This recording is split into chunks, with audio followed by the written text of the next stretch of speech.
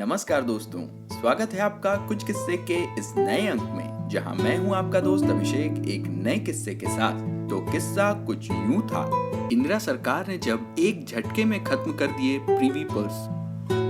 दोस्तों, इतिहास में केंद्र सरकारें आमतौर पर साहसिक निर्णय लेने से बचती रही हैं। सामान्यतः ऐसे निर्णय लिए गए जिससे कोई पक्ष आहत न हो। दुर्भाग्य ये रहा कि ऐसे ढूल मूल निर्णयों के कारण ही भारत उतनी तेजी से विकास नहीं कर सका जितना कि उसे करना चाहिए था। किंतु कुछ निर्णय ऐसे भी रहे जिनमें सरकारों ने असामान्य तेजी दिखाई।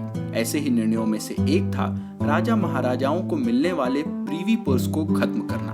प्रीवी पर्स वह सम्मान राशि थी जो भारत सरकार की ओर से उन रियासतों के राजा महाराजाओं को दी जाती थी जिन्होंने आजादी के बाद अपने राज्य को भारत में विलीन करने का फैसला लिया था। किस्सा सन 1967 का है। तब केंद्र में इंदिरा गांधी की सरकार थी और वे एक ताकतवर नेता के रूप में स्थापित हो चुकी थी। एक दिन अचानक ही उन्होंने अपने सहयोगी और कांग्रेस के वरिष्ठ नेता मोरारजी देसाई से सलाह ली कि क्या प्रीवी पर्स को खत्म कर देना चाहिए।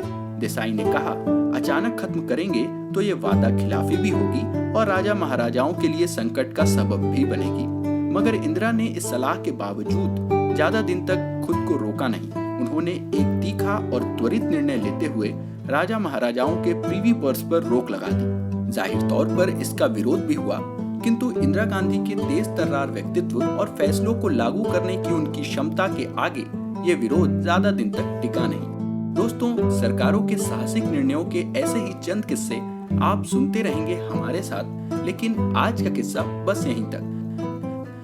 अगर आपको ये और हमारे पिछले किस्से पसंद आ रहे हैं तो इसे अपने यारों दोस्तों के साथ शेयर करें। अपनी प्रतिक्रियाएं हमें कमेंट्स के जरिए बताएं और अगर इसी तरह के और भी रोचक किस्से आप सुनना चाहते हैं तो हमारे चैनल कुछ किस्से को फॉलो या सब्सक्राइब करें और नोटिफिकेशन जरूर ऑन कर लें, क्योंकि अगले किस्से में आप जानेंगे वो बात जो विज्ञान ने अभी स्वीकार की है, मगर भगवान महावीर इसे 2500 साल पहले ही कह गए थे।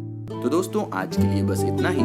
जल्द मिलेंगे इतिहास में घटे एक और दिलचस्प किस्से के साथ। तब तक के लिए अपने दोस्त अभिषेक को दीजिए इजाजत। नमस्कार, जय हिंद।